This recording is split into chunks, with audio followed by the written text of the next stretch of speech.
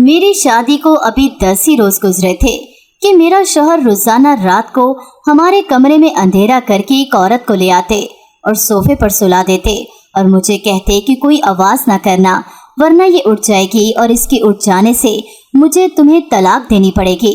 मैं इस औरत को नहीं जानती थी, न जाने वो कौन थी। मुझे बहुत डर भी लगता था कि वो उठ ना जाए। एक रात जब शौहर सो चुका तो मैंने टॉर्च ऑन करके इस औरत को देखना चाहा, लेकिन जैसे ही इसके चेहरे पर लाइट लगाई तो मेरे सर पर आसमान टूट पड़ा, क्योंकि वो तो मेरी ही। काली अंधेरी रात, तेज हवा से पैदा होने वाला शोर और साथ ही खिड़की की खटखट।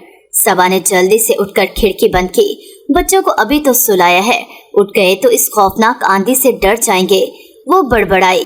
खुद भी वो बचपन से ही गरजते बादल और बिजली की चमक से खौफजदा हो जाती थी। खिड़की के आगे पर्दा करके वो बिस्तर पर बच्चों के पास बैठ गई। नींद आंखों से कोसों दूर थी।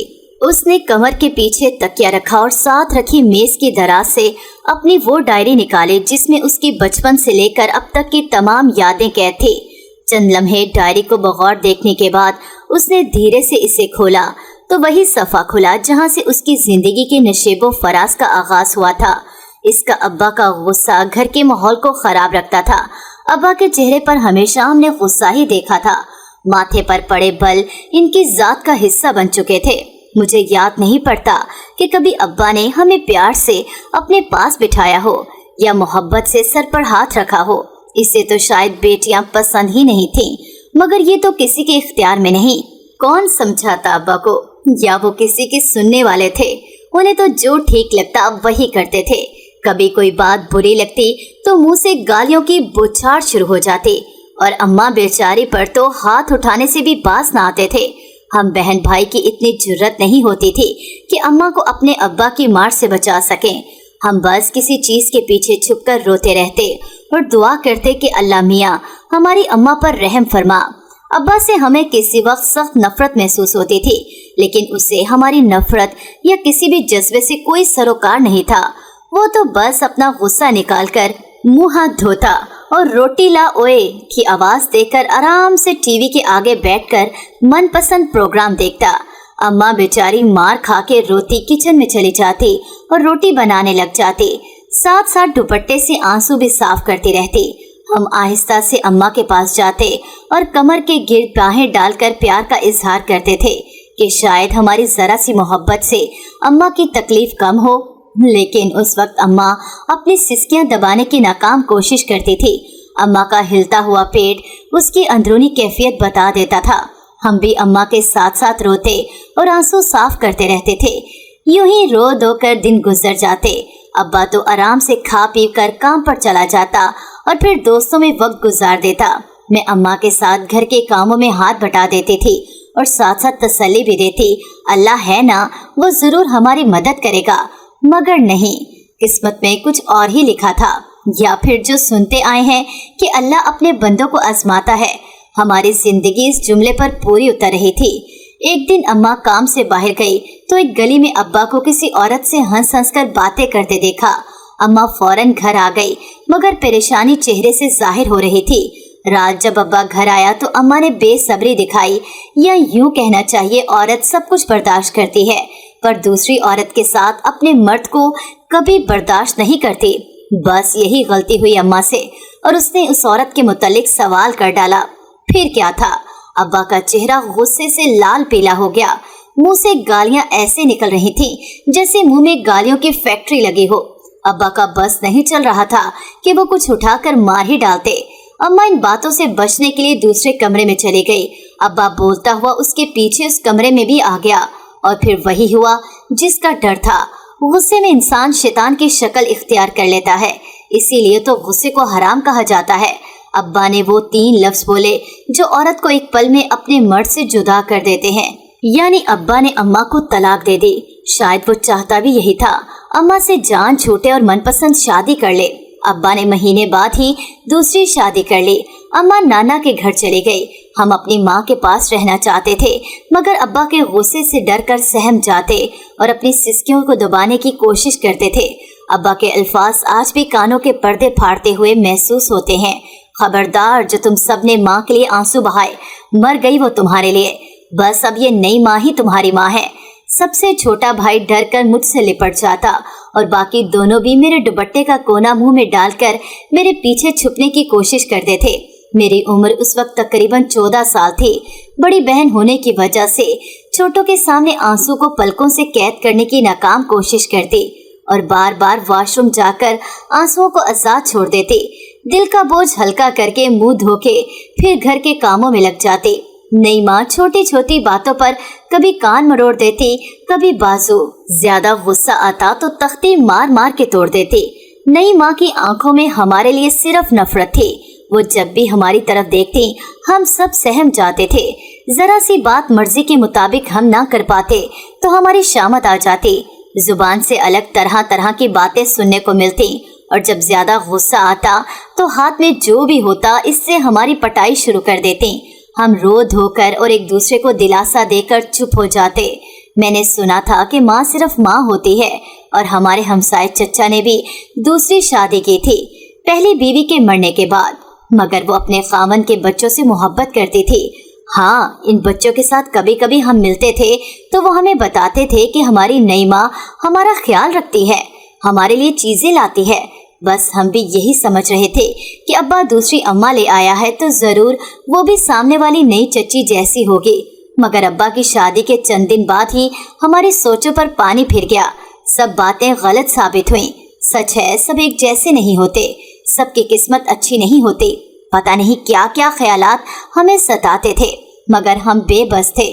अम्मी नाना अब्बू के घर रहती। हमारे नाना बूढ़े इंसान थे, मामू कोई था नहीं, बस जिम्मेदारियों और फिक्रों ने उनकी कमर झुका दी थी। फिर पूरे मोहल्ले में नाना की शराफत के लोग गुन गाते थे। यही वजह थी नाना अब्बू अब्बा से तू तू मैं नहीं कर सकते थे, बस सजदों में रो धोकर चुप हो जाते थे। नाना अब्बू का घर बाजार जाते हुए रास्ते में आता था। एक दिन मैं और छोटा भाई नई माँ के साथ बाजार जा रहे थे कि नाना अब्बू के घर के करीब पहुंचकर हमारी नजरें इनकी खिड़की पर जमकर रह गईं। वहां अम्मी सर पर दुपट्टा लिए उदास खड़ी थीं। हमारे कदम वहीं रुक गए। मेरे आंसू बेइख्तियार बहने लगे। भाई की तो हिचकी ही बंद गई। अम्मी की बेचैनी भी इस चिड़िया की माने थी जिसके घोंसले पर किसी कौवे ने अचानक कब्जा कर लिया हो। वो हाथ के इशारे से शायद हमें हौसला दे रही थी और बार बार आंखों पर भी हाथ फेरती जाती। नई माँ ने पीछे मुड़कर देखा और फौरन हालात भांपकर हमें वहां से घसीटते हुए ले जाने लगी। हमारे कदम आगे और नजरें पीछे अम्मी पर थी।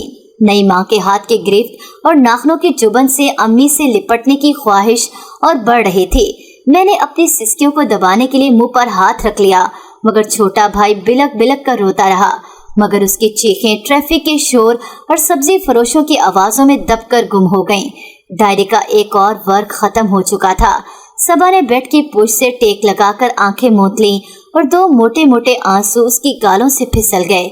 उसने एक गहरी सांस ली और फिर डायरी के 2-3 वर्ग आगे पलटकर पढ़ने लगी।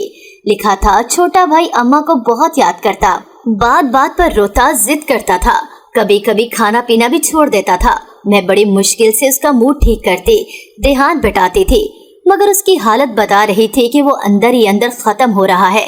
किसी को इसकी कोई परवाह नहीं थी। इसकी क्या हम में से किसी की भी नहीं थी, न अब्बा को और न ही नई अम्मा को। वक्त गुजरता गया और आज 4 माह हो चुके थे भाई की वफात को। मुझे याद है अम्मी भाई की वफात का सुनकर कई बार बेहोश हुई। उनकी हालत देखी नहीं जाती थी। मोहल्ले की औरतों ने उन्हें बहुत हौसला देने की कोशिश की, बहुत समझाया, मगर अम्मी के आंसू रुकते ही नहीं थे। कहाँ पहले चंद घंटे सकते की हालत में रहीं और फिर जो चीखी वो बयान करना मुश्किल है। बहरहाल भाई की मौत के बाद अब्बा थोड़े से नरम पड़ गए और अम्मी की सरतोड़ कोशिशों से अब्बा ने दूसरा भाई और बहन को अम्मी के हवाले कर दिया, मगर मुझे घर के कामों के लिए रख लिया। नई माँ के जोड़ों में बहुत दर्द रहता था। वो कोई काम न करती, बस मुझ पर हुक्म चलाती और मारती। मैं छुप छुप के रोती रहती, पर इस बात से मुतमईन हो जाती कि बाकी दोनों भाई बहन अम्मी की गोद नसीब हो गई है। अब्बा अब कुछ बीमार रहने लगे थे। एकदम शदीद खांसी होती, बाजुका तो खांसी करते करते उल्टी भी आ जाती थी। मैं पानी लेकर दौड़ती, मगर उनसे ग्लास पकड़ना भी मुश्किल होता था। नई अम्मी शुरू में तो ख्याल करती थी, मगर अपने जोड़ों की तकलीफ से बैठे बैठे बस मुझे कहती रहती, अपने अब्बा को ये दो वो दो, बूढ़ा हो गया है तेरा बाप, पता नहीं कौन सी बीमारी लेकर खांसता रहता है, कहा भी है किसी अच्छे डॉक्टर से दवा ले, मगर मेरी तो सुननी नहीं, बस खांस खांस के दूसरों की नींदें हराम करनी है।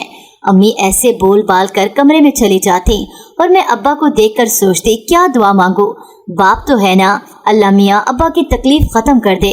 तकलीफ तो खत्म ना हुई, मगर अब्बा एक दिन खांसते खांसते खत्म हो गए। लफ्ज धुंधलाने लगे तो सुबह ने दुपट्टे के पल्लू से आंखें साफ की, एक नजर बच्चों की तरफ देखा और साथ मेज पर रखे ग्लास से पानी का घूंट भरकर चंद और सफात पलट कर पढ़ने लगी। अब्बा के मरने के बाद नई माँ मुझे अम्मी से दूर किसी और शहर में ले आई। इतनी मेहरबानी के साथ वाले घर की एक उस्तानी के पास पढ़ने बिठा दिया। नई जगह, नया शहर और अम्मी बहन भाई से दूर होने का गम मुझे उदास रखता था। मैं बिल्कुल खामोश हो चुकी थी। मुझे कुछ पढ़ना लिखना आ गया था। मैं घर के काम करती, अम्मा जोड़ों के दर्द की वजह से ज्यादातर बिस्तर पर बैठी रहती। मुझे बाहर भेजते हुए घबराती थी। मुझे भी तो आदत नहीं थी कि बाहर के कामों की, सौदा सलफ लाना, बिल अदा करना और बहुत से बाहर के काम परेशानी का बायस बन रहे थे। बस इस वजह से अम्मा ने अपने से चंद साल छोटे आदमी से शादी कर ली। मुझे बहुत अजीब लगा। पहले नई माँ थी, अब नया बाप। मेरी जिंदगी में अपना कोई रिश्ता नहीं था। मैं अपनी अंदरूनी हिंजानी कैफियत को चीखे मार मार कर बाहर लाना चाहती थी, मगर हमेशा की तरह खामोशी के हिसार में आंसुओं के मातम के सिवा कोई चारा नहीं था। नए अब्बा का कारोबार अच्छा था, चीजें नई नई आ रही थी। नए अब्बा घर का और हमारा ख्याल रखते। शायद इनका कोई नहीं था, इसलिए अम्मा की बातों में आ गए और चंद साल छोटे होने के बावजूद शादी कर ली। खैर, घर के हालात बदल रहे थे। मुझे भी नए कपड़े मिलते तो बड़ी खुशी होती। मैं कभी कभी कोई ना कोई किताब भी खरीद लेती। अक्सर तन्हाई में अपनी अम्मा और बहन भाई को बहुत याद करती और रोते हुए उनके लिए दुआ करती। ये भी यकीन था कि खुदा कभी न कभी मिलवाएगा जरूर। वक्त गुजरता गया। एक दिन नई माँ के कमरे से खिलाफे मामूल बुलंद आवाजों के शोर से मुझे तजस्सुस हुआ तो मैंने कान लगाकर सुना। माँ कह रही थी, इस उम्र में बच्चे होना मुमकिन नहीं, तुम खुद समझदार हो। हाँ, मैं जानता हूँ, मगर मैं अपने आंगन में अपने बच्चों को खेलता कूदता देखना चाहता हूँ। मेरा दिल अपने बच्चों की आवाज सुनने को तरसता है। मैं भी इंसान हूँ, अपनी गोद में अपना बच्चा लेना चाहता हूँ। मेरा भी दिल चाहता है इसके लिए खूबसूरत खिलौने और रंग बिरंगे कपड़े लाऊं, अपने आंगन में इसे खेलता देखूं। बताओ मैं क्या करूं? मेरी ख्वाहिश नाजायज तो नहीं? समझता हूँ तुम्हारी बात को, मगर अपनी सोचों से कब तक लड़ूं? आखिरी जुमला कहते हुए नए अब्बा की आवाज में कपकपाहट थी। कदमों की आवाज सुनकर मैं भागकर अपनी कोठरी नुमा कमरे में आ गई। इसके बाद मैं हर रोज नई माँ को परेशानी में देखती। नए अब्बा भी चुप चुप और अफसुर्दा से रहने लगे। मैं रिपोर्ट की तरह सर पे दुपट्टा लिए काम करती रहती। एक दिन मैं शाम की चाय के लिए अपने नए वालिदैन के कमरे में गई। दोनों मेरी तरफ यूं मुतवज्जा हुए जैसे पहली बार देख रहे हों। इनकी गहरी नजरों के खौफ से मेरी कनपट्टियों पर पसीने के कतरे नमूदार हो गए। माँ के होंठों पर मायने खेज मुस्कुराहट देखकर मैं चाय रखते ही तेजी से बाहर आ गई और खैर की दुआएं मांगने लगी। तरह तरह के ख्यालात मुझे सता रहे थे। इन दोनों की गहरी नजरें और अम्मा की मायने खेज मुस्कुराहट ने बहुत कुछ सोचने पर मजबूर कर दिया था। आखिर ऐसी क्या बात हो सकती थी? खुदा खैर करे। घर के काम करते करते रात हो गई। मैं चीजें समेटकर अपने कमरे में चली गई। रात को नई माँ कमरे में आई और खिलाफे तवक्को शफकत से सर पर हाथ रखा। मुझे किसी तूफान के आने का एहसास होने लगा। क्या तुम अपनी माँ और बहन भाई से मिलना चाहती हो? मेरी आंखों की पुतलियां फैल गईं। खुशी के जज्बात से अल्फाज आपस में गुडमुड होकर हलक में ही फंस गए और मैंने हाँ के अंदाज में 2-3 बार सर हिलाकर बेचैनी से नई माँ के अगले जुमले का बेचैनी से इंतजार करने लगी। वो चारपाई पर बैठते हुए बोली, मैं तुम्हें अगले हफ्ते तुम्हारी अम्मी के पास भेज दूंगी, पर मेरी एक शर्त है। उन्होंने मुझे भी अपने हाथ से पकड़कर पास बिठा लिया। जल्दी बताइए क्या शर्त है? मैंने उनके हाथ पर अपना हाथ रखते हुए पूछा। देखो सबा, तुम्हारी शादी की उम्र हो गई है और मैं नहीं चाहती तुम्हारा हाथ किसी ऐरे गैरे के हाथ में दूं। मैं चाहती हूँ तुम इसी घर में रहो। वो मेरी फटी हुई नजरों को नजरअंदाज करके बोलती गईं, इसलिए तुम्हारा निकाह मैंने तय कर दिया है। परसों तुम्हारा निकाह है खालिद के साथ। एक नजर मेरे चेहरे का जायजा लेने के बाद बोली, खालिद यानी मेरे मियाँ के साथ? तुम्हारे घर भी बस जाएगा और इसके बच्चों की तमन्ना भी पूरी हो जाएगी। सुबह तुम्हारा जोड़ा ले आऊंगी, परसों तैयार हो जाना। और देखो, वो जाते हुए मुड़ी। मैंने सोचों के गिरदाब से निकलकर उनकी तरफ देखा। बोली, मुझे कोई ड्रामा दिखाने की जरूरत नहीं, परसों याद रखना। मेरा जिस्म अंदर से कांप रहा था। मुझे अपने कानों पर यकीन नहीं आ रहा था। दिल कह रहा था या तो अम्मा पागल हो चुकी है, या मेरा ही दिमाग खराब हो गया है, या मुझे सही सुनाई ही नहीं दे रहा। मैं होनको की तरह अम्मा को देखे जा रही थी। अम्मा अपनी धुन में बोले जा रही थी। हाँ, कल निकाह का जोड़ा, यानी मुझ पे फिर कुर्बानी का बकरा बनाया जा रहा है। नहीं, मैं ऐसा हरगिज नहीं होने दूंगी। मुझे कुछ करना होगा और आज रात ही करना होगा। वो बेचैनी से कमरे में चक्कर लगाते हुए सोचने लगी, मुझे यहाँ से चले जाना चाहिए। ये सोचते ही उसने कुछ कपड़े और जमा किए हुए कुछ पैसे लिए और चुपके से निकलकर स्टेशन की तरफ चल पड़ी। रात के अंधेरे में कुछ खौफ भी था, मगर अम्मा की बात की चुभन ज्यादा थी। स्टेशन पहुंचकर स्टेशन मास्टर के कमरे के साथ जुड़कर खड़ी हो गई। स्टेशन मास्टर का लड़का आज बाप की जगह कुछ देर के लिए आया था और बैठा किताब पढ़ रहा था। उसकी अचानक नजर जो सबा पर पड़ी तो उसे ना सिर्फ हैरत हुई बल्कि कुछ परेशानी भी हुई।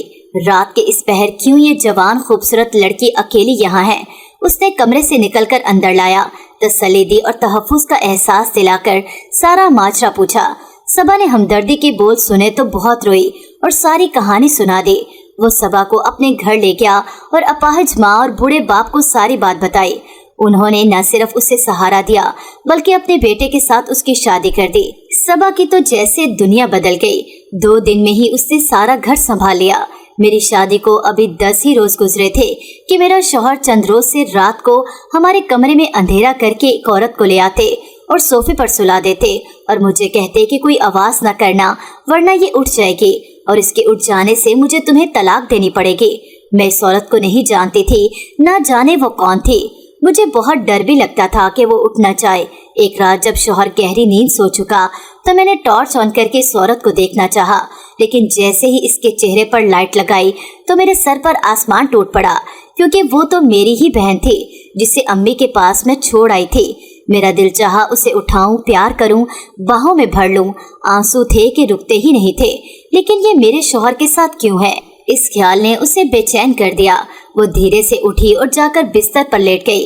नींद तो अब कहाँ आनी थी, बस मिले जुले जज्बात बेचैन और बेकरार कर रहे थे। बहन से मिलने की खुशी और शौहर के साथ होने पर फिक्रमंदी रात जाग कर काटी। सुबह सबा के उठने से पहले उसका शौहर उसकी बहन को ले जा चुका था। खावन से कैसे पूछे कि माजरा क्या है? दिन में कहाँ छोड़ाते हैं इसे और अंधेरे में लाकर क्यों सुला देते हैं? चंद दिन तो सबा इन्हीं फिक्रों और सोचों में कुड़ती रही। आखिर एक दिन फैसला कर लिया कि जान कर रहेगी असल मामला क्या है। एक रात जब शौहर के काम से वापस आने का वक्त हुआ तो वो इस जगह पहुंच गई जहां वो काम करता था। एक दीवार के पीछे छुपकर देखने लगी। सब बारी बारी निकल गए। तब इसका शौहर उसकी बहन का हाथ थामे बाहर आया। दोनों आहिस्ता आहिस्ता घर की तरफ चलने लगे। सबा भी पीछे पीछे आती रही, मगर ऐसे लग रहा था कि बहन को नजर नहीं आ रहा और शौहर हाथ पकड़ के चला रहा है। वो ताज्जुब से सब देखती रही। घर में मुकम्मल अंधेरा था क्योंकि रात काफी हो चुकी थी और सास को रोशनी में नींद नहीं आती थी। शौहर ने बहन को सोफे पर लटा दिया। सबा चुपके से मियाँ के पीछे गई। उसने मुड़कर देखा तो सबा ने हिम्मत करके कई सवाल कर डाले। मियाँ को सख्त गुस्सा आया। वो कुछ बोलने ही वाला था कि सबा ने जल्दी से कहा कि वो मेरी सगी बहन है। खुदारा मुझे बताओ ये सब क्या चल रहा है? इसका मियाँ पहले हैरत से उसे देखता रहा, फिर बिस्तर पर बैठकर सर झुका के बोला, दरअसल तुम्हारी बहन को रात में नजर न आने की बीमारी है। जहाँ मेरी मुलाजमत है वहाँ ये भी नौकरी करती है। कोई इसे वरगला के इस शहर ले आया था। ये इज्जत बचा कर भागी और मुझसे टकरा गई। मैंने इसे नौकरी पर रखवा दिया। ये मेरे साथ नहीं रहना चाहती थी। मैंने कहा था कि कुछ कमा लो तो कमरा किराए पर ले लेना। रात को नजर नहीं आता इसलिए चुपके से लाकर सुला देता हूँ कि अम्मा को पता न चले, वरना पता नहीं क्या सोचेंगे मेरे बारे में। पहले भी एक को लाकर शादी की और फिर लड़की के साथ, मगर कसम ले लो सबा, मैं इसे बहन समझता हूँ, सिर्फ मदद कर रहा हूँ। तुम्हारी अम्मी को भी फोन करके इसकी खैरियत की इत्तला दी है, वो भी 1-2 दिन में आ जाएंगी। ये सब कहकर उसने सबा की तरफ देखा तो उसका चेहरा आंसुओं से भीगा हुआ था। वो शौहर के कदमों में बैठ गई और प्यार से बोली, तुम इंसान नहीं फरिश्ते हो। खुदा ने तुम्हें हमारा सहारा बनाकर भेजा है। सच दुनिया में अभी भी अच्छे और सच्चे इंसान मौजूद हैं। मैं तुम्हारा एहसान कभी नहीं भूलूंगी। उसे जैसे सुकून आ गया। सब मिल गए मगर मियाँ की अचानक वफात ने उसे फिर तन्हा कर दिया। सबा ने एक गहरी सांस लेकर डायरी बंद कर दी। वापस दराज में रखकर आंसू साफ किए। बाहर तूफान भी थम चुका था। उसने अपने दोनों बच्चों का माथा चूमा और उन पर हाथ रखकर साथ ही सो गई।